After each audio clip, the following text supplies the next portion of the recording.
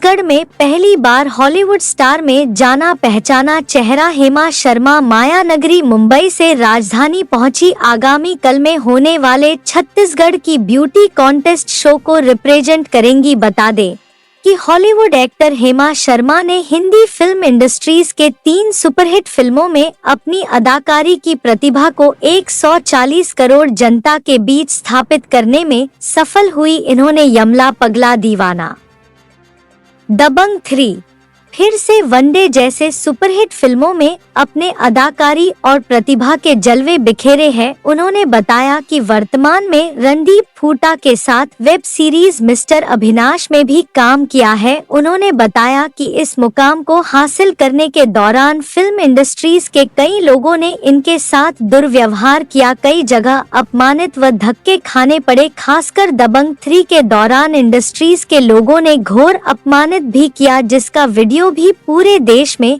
Viral हुआ। उसके बाद भी हेमा दबंग 3 की क्रेडिट सलमान खान को देती है, यह बताते हुए उनकी आंखें नम हुई जो उनके साथ विपरीत परिस्थितियां निर्मित हुई। इन सभी परिस्थितियों को सहते हुए इन्होंने अपनी सफर जारी रखी, क्योंकि इनके लिए इनका लक्ष्य महत्वपूर्ण था। अभिनेत्री हेमा शर्मा ने छालीवुड इंडस्ट्रीज में छत्तीसगढ़ फिल्म कलाकारों के साथ काम करने की इच्छा जाहिर की। अंत में छत्तीसगढ़ की जनता को बहुत शुभकामनाएं देते हुए छत्तीसगढ़िया सबसे बढ़िया कहां, आइए जानते हैं मीडिया से साक्षात्कार के दौरान उन्होंने और क्या कहा। छत्तीसगढ़ में पहली बार आई हूँ जी, छत्तीसगढ़ की आबो हवा जी, और यहाँ के लोग कैसे लगे, पहले ये बताएं। देखिए, वैसे तो जैसे कि पहले कहा पहली बार आई हूँ और अभी 2-3 घंटे हुए हैं, लेकिन 2-3 घंटों में जितने भी लोगों से मिली हूँ, बच्चों से मिली हूँ, महिलाओं से मिली हूँ, मैन से मिली हूँ, ऐसा महसूस हुआ है कि बड़े शांत किस्म के इंसान हैं यहाँ के लोग और बड़े भोले किस्म के हैं। वो चालाकी या कुछ ऐसी हेरा फेरी वाली बातें मुझे नज़र नहीं आई हैं। सो मुझे यहाँ के इंसान तो बड़े अभी तक तो अच्छे लगे हैं। बाकी अभी 2 दिन हूँ तो 2 दिन उम्मीद पूरी करती हूँ कि जो मैंने रंग अभी देखा है इंसानों का, वही रंग 2 दिन में भी देखूंगी। So quite I am happy here कि फर्स्ट टाइम आने के बाद अभी 2-3 घंटे में मेरा बड़ा अच्छा एक्सपीरियंस अभी चल रहा है। सो yes. हमारे छत्तीसगढ़ में एक कहावत है जी, जो भी डेलीगेट्स यहाँ आते हैं जी, अन्य प्रदेशों से, हाँ, वो बिल्कुल ये कह के जाते हैं कि छत्तीसगढ़िया सबले बड़ी। अच्छा क्या मानते हैं इसको? चलिए कोई नहीं, हम भी बोल देते हैं छत्तीसगढ़िया सबसे बढ़िया हमने भी बोल दिया। और ये बात मैंने इसलिए बोली क्योंकि 2-3 घंटे में जो मेरा एक्सपीरियंस रहा है, तो उससे तो यही साबित होता है कि हाँ भैया छत्तीसगढ़िया सबसे बढ़िया। तो मैं वापस से अगेन एंड अगेन विजिट करना चाहूँगी और मैं चाहती हूँ कि इस बार जब मैं आऊँ तो मेरी शूटिंग यहाँ पर होनी चाहिए। इंडिया की जानी मानी एक एक्ट्रेस में भी हैं, जी, अब उभरते कलाकार के रूप में हैं हॉलीवुड के। क्या आप छत्तीसगढ़ में भी अपनी मूवी देना चाहेंगे? डेफिनेटली, व्हाई नॉट, क्योंकि लगाव सा मुझे महसूस हो रहा है। यहाँ पे जितने भी लोगों से मिल रही हूँ, ऐसा लग रहा है कि मेरी फैमिली है। तो जहाँ पर हमको एक नई शहर में ऐसा फील आने लगता है कि ये मेरा परिवार है, ये मेरा शहर है, तो हमें फील होता है कि यहाँ पर मेरा कुछ काम होना चाहिए जो मेरे यहाँ के लोग देखें, जो प्राउडली कह सके कि ये हमारी हेमा जी का काम है या हमारी हेमा दीदी की फिल्म है। तो बस ये मेरी शुभकामनाएं हैं, विश कर रही हूँ मैं।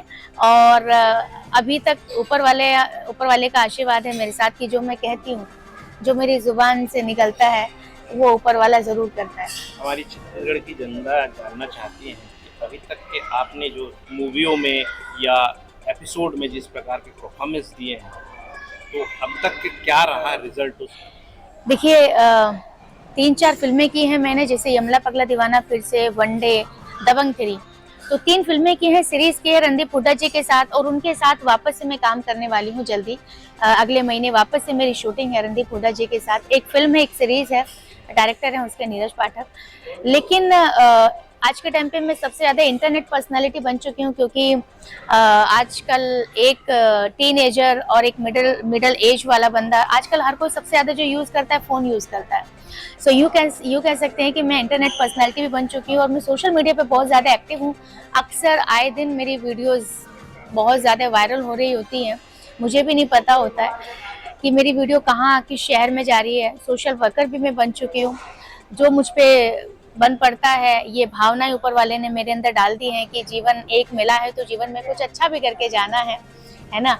एक्टिंग तो है, ठीक है, तो आजकल सोशल वर्कर भी मैं हूँ, लेकिन मैं अगर बात करूँ, मैंने इतने काम किए हैं, इंटरनेट पर्सनालिटी भी हूँ, सोशल मीडिया पे 50 लाखों के आसपास मेरी पावर है, जनता है मेरे साथ, एंड द रियल जनता, जिसको बोलते हैं कि हिमा जी ने यहाँ पोस्ट डाला और उधर वायरल। लेकिन जो मुझे फेम मिला है वो दबंग 3 से मिला है, और उसका क्रेडिट जाता है साफ साफ सलमान खान जी को। और दबंग 3 की अगर बात करूं तो दबंग 3, जैसे मैंने बोला कि जो मैं बोलती हूँ वो ऊपर वाला कराता है, तो दबंग 3 मुझे करनी थी। दबंग 3 मुझे मिली नहीं है, दबंग 3 मुझे करनी थी। ख्वाहिश ये थी कि चाहे पासिंग शॉट होगा तो भी मैं करूंगी। आपकी लाइफ का मिरेकल जो पॉइंट रहा है शूटिंग के दौरान, मूवीज के दौरान, क्या रहा?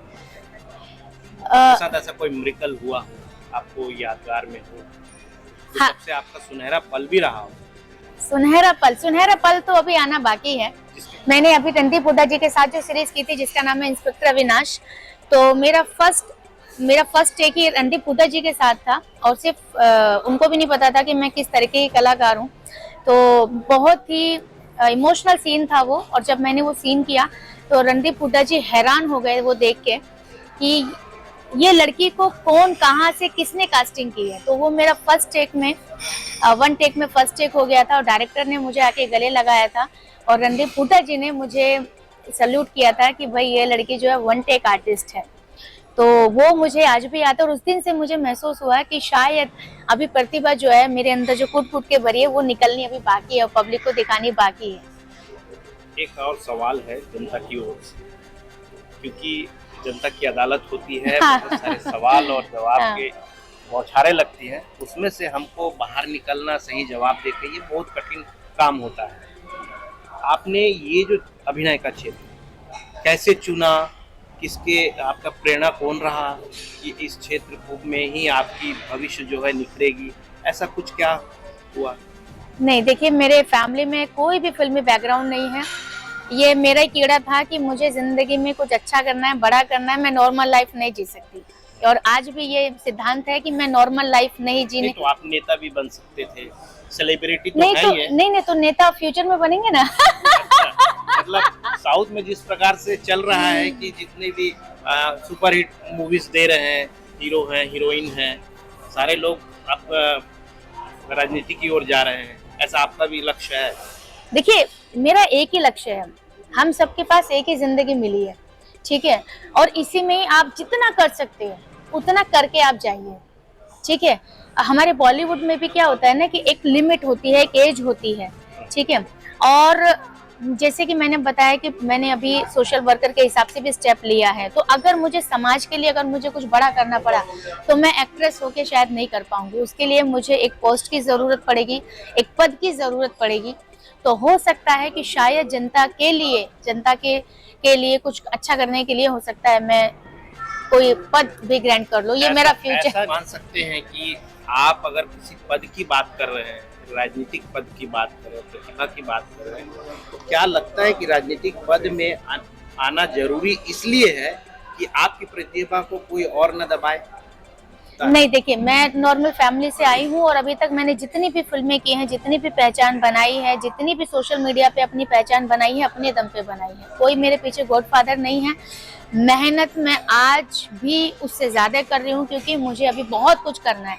ये मैंने जितना किया है, मैं इसको ऐसे नापती भी नहीं हूँ। मुझे ऐसा लगता है कि मैंने ये 10 में से अगर उसको नंबर दूं तो 2% भी नहीं किया है।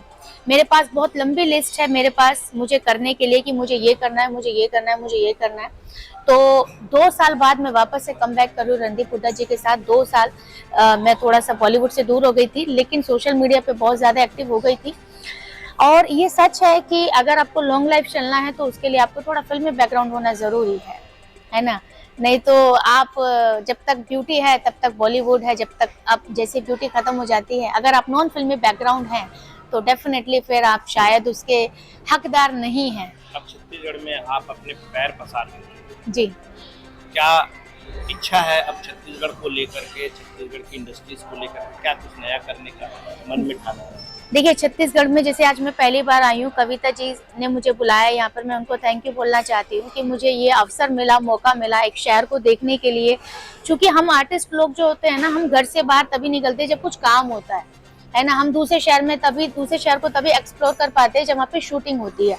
तो छत्तीसगढ़ में मैं अपना क्या कंट्रीब्यूशन कर सकती हूँ, I don't know about acting या सोशल वर्क, ऐसे सोशल वर्क या फिर, लेकिन इनके साथ बैठूंगी जरूर, इनको मोटिवेट करूंगी कि अगर आप कुछ कर रही हैं छत्तीसगढ़ में, अगर मेरी किसी भी तरीके से मदद चाहिए, सपोर्ट चाहिए, तो I am always with her. ठीक है, तो मैं चाहती हूँ कि मैं लड़कियों के लिए बहुत कुछ करना चाहती हूँ, मैं औरतों के लिए बहुत कुछ करना चाहती हूँ। तो अगर इस बीच में कुछ ऐसा हो पाता है कविता जी के थ्रू, कल में कुछ ऐसा प्लान बन जाता है, तो डेफिनेटली मैं उसमें कंट्रीब्यूट करूंगी और छत्तीसगढ़ के लिए जो भी छोटा बड़ा जो भी योगदान मैं कर सकती हूँ, डेफिनेटली मैं करूँगी। अभी आपसे कई लोग मिलने आए हैं जो हमारे छत्तीसगढ़ के ब्यूटीज हैं, वो भी अपना करियर देख रहे हैं आपकी तरह, उनके लिए क्या प्रेरणा है? देखिए मेरा ये कहना है कि अगर आप ब्यूटीफुल हैं तो उसका मतलब ये नहीं कि आप एक्ट्रेस बन सकती हैं। अंदर से भी होना चाहिए beautiful। अंदर से होना चाहिए। आपकी कैपेसिटी कितनी है दुख झेलने की, रिजेक्ट होने के बाद वो एक्सेप्ट करने की, फेल होने के बाद वो एक्सेप्ट करने की, पब्लिक के बीच में अगर आपकी इंसल्ट हो जाती है तो वो एक्सेप्ट करने की। आपने सोचा एक फिल्म मिल गई, उसके बाद मैं स्टार बन गई, नहीं, उसके बाद फिर वापस से सेम प्रूफ करना है और उसके बाद फिर प्रूफ करना है, और उसके बाद अगर आपका एक नाम बन जाता है तो हर बार प्रूफ करना है, हर बार प्रूफ करना है। तो क्या आप ये कर सकती हैं? मतलब हर पग में, Yes। हर पल में हर चैलेंज है। यस, अगर आप सोचते हैं कि एक फिल्म करके आप स्टार बन गए, बैंक बैलेंस बन गया, तो ये बहुत बड़ा झूठ है। क्योंकि जितने बड़े आप बनते हैं उतने ज्यादा खर्चे आपके हो जाते हैं। पब्लिक को दिखता कुछ है, रियल लाइफ कुछ और होती है। तो इसीलिए जब आप आए तो पहले से रियल लाइफ सोच समझ के आए कि एक फिल्म करने के बाद कोई स्टार नहीं बनता, सिर्फ एक नाम उसके साथ जुड़ जाता है। स्टार बनने के बाद स्टार हमेशा बने रहने के लिए अमिताभ बच्चन जी आज भी मेहनत करते हैं। मेहनत ही सबसे मुख्य है और उसकी धारा पे अगर चले हाँ। तो निश्चित रूप से सफलता हाथ लगेगी। Yes yes yes. और हमारी जो न्यू जनरेशन है, इनको ये समझने की बहुत ज्यादा जरूरत है कि आजकल फेक दुनिया में बहुत ज्यादा जा रहे हैं और बुरी चीजों से दूर रहने की जरूरत है। बॉलीवुड में अगर आप एंटर कर रहे हैं तो सबसे पहले यहाँ से आप ये समझ लीजिए कि no alcohol, no drugs, no यारी दोस्ती, फिल्म करना है, सीरियल करना है, काम करना है, बस यही मेरी दुनिया है। क्योंकि आप जब वहाँ घुसते हैं ना तो बहुत सारे ऐसे हैं, मिल जाता है, सीरियल मिल जाता है, फिल्म मिल जाती है और उसके बाद वो नशे के आदी में, फिर उसके बाद करियर चौपट। मतलब ये आपका प्योर टिप्स है यस, जो करियर के लिए। यस, मैं आज मुंबई शहर में पिछले 15 से 20 साल से रह रही हूँ, लेकिन I am proud on myself कि there is no alcohol, there is no यारी दोस्ती, देयर इज नो ग्रुप, कुछ नहीं है। मुझे काम करना है, ये डायरेक्टर है, ये ऑफिस है और काम मिलता है। और सबसे पहली बात, जो भीड़ कर रही है वो आप ना करें। अगर अपनी पहचान बनानी है तो आप रियल होके निकले। जैसे मेरी पहचान है कि हेमा हमेशा साड़ी पहनती है, तो ये मैंने अपनी इमेज बनाई है, तो डायरेक्टर मुझे इस चीज को लेके अप्रिशिएट करते हैं। मैम अभी भी ऐसा भी होता होगा इंडस्ट्रीज में, कुछ जगहों पर आपको ऐसे कपड़े पहनने को भी बोला जाता है, उस समय आप क्या करते? क्योंकि उसकी डिमांड है वो। नहीं तो जो यमला पगला दीवाना फिर से मैंने जो फिल्म की थी, सबसे पहली फिल्म मेरी, देखिए हेमा मेरा नाम और धर्मेंद्र जी के साथ मेरी पहली फिल्म, तो ये ऊपर वाले का आशीर्वाद है ना। तो एक हेमा से दूसरी हेमा में आ गए। हाँ, मतलब क्या नाम है आपका? अच्छा हेमा, तो धर्मेंद्र किधर? तो लो भाई, हमारी पहली फिल्म में धर्मेंद्र जी के साथ 31 अगस्त को जो है फिल्म रिलीज हुई थी। ठीक है, अगस्त में आज आपके साथ हम इंटरव्यू कर रहे हैं छत्तीसगढ़ में। छत्तीसगढ़िया सबसे बढ़िया है ना। सो देखिए, जो काम है इसमें मैंने वन शॉर्ट ड्रेस पहना है, वो काम है, बट यहाँ आपके सामने बैठना ये मेरी पर्सनल चॉइस है। ओके, तो वो काम है, काम के लिए डायरेक्टर डिसाइड करता है, पब्लिकली ये मैं डिसाइड करती हूँ, और मैं जो डिसाइड करती हूँ ये मेरी रियलिटी है। This is me original Hema Sharma. तो हमको ये समझने की जरूरत है कि हम अपने आप को पब्लिकली कैसा दिखाते हैं।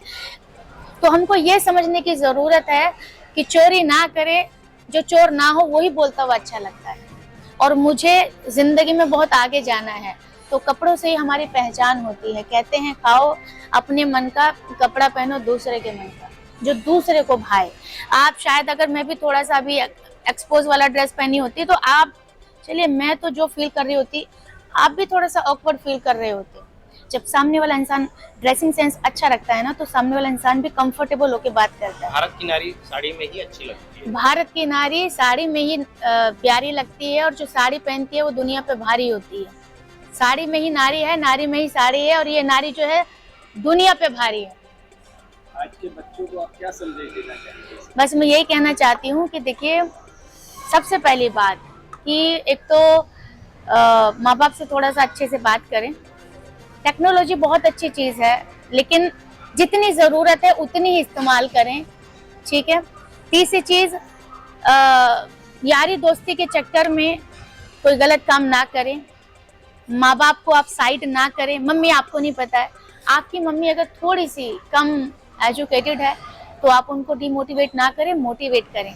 अपनी मम्मी को अपनी साथी बनाएं, अपनी फैमिली को आपका साथी बनाएं, और जिंदगी में अच्छा करना है, बस ये आप एक रूल रखें, नियम रखें। और जो आपके यार दोस्त पार्टी में जाते हैं, नशा करते हैं, उनसे कल नहीं, आज नहीं, अभी से दूर हो जाएं, क्योंकि संगत का असर आता ही आता है। तो जैसे आपके यार दोस्त करेंगे वैसे ही आपका फ्यूचर होगा। और अगर जिंदगी में आगे चलना है तो जितना अकेले रहेंगे उतना जल्दी चलेंगे। साथ रखेंगे सामान तो फिर आपकी जो है रफ्तार धीमी हो जाएगी। तो ये जो बच्चे हैं ये हमारा भविष्य हैं। एक एक घर का जो है बच्चा उसके परिवार का भविष्य होता है, देश का भविष्य होता है, लेकिन हमें पता ही नहीं चलता कभी कभी कि भविष्य कहाँ भटक रहा है। आजकल बड़ा गंदा माहौल चल रहा है, बच्चे थोड़े से डिसरिस्पेक्ट करने लगे हैं माँ बाप की। अब वो जमाना नहीं रहा कि माँ ने बोला बैठ जा तो बैठ जाया करते थे बच्चे, लेकिन अभी ऐसा नहीं होता। मम्मी क्यों चिल्ला रहे हो? तो ये मैं चाहती हूँ कि जीवन में तुम जब बड़े बनोगे ठीक है, लेकिन अभी इतने बड़े नहीं हुए हो कि माँ बाप को तुमने ये कर दिया है। ये घर घर की कहानी जो मैं देख रही हूँ, और वो माँ बाप जीते जी एक्चुअली घुट घुट के मर रहे होते हैं। तो आप अच्छे कपड़े पहने, आप ब्यूटीफुल लगें, आप सेक्सी लगें, लेकिन साथ ही साथ इंटेलिजेंट भी हों, साथ ही साथ संस्कारी भी हों, है ना। तो ब्यूटीफुल होने का भी तभी फायदा है, तभी प्लस पॉइंट है जब आप अच्छे शब्द बोलते हो, जब आपको पता है किस तरीके से बैठना है, किस तरीके से किसकी कितनी रेस्पेक्ट करनी है।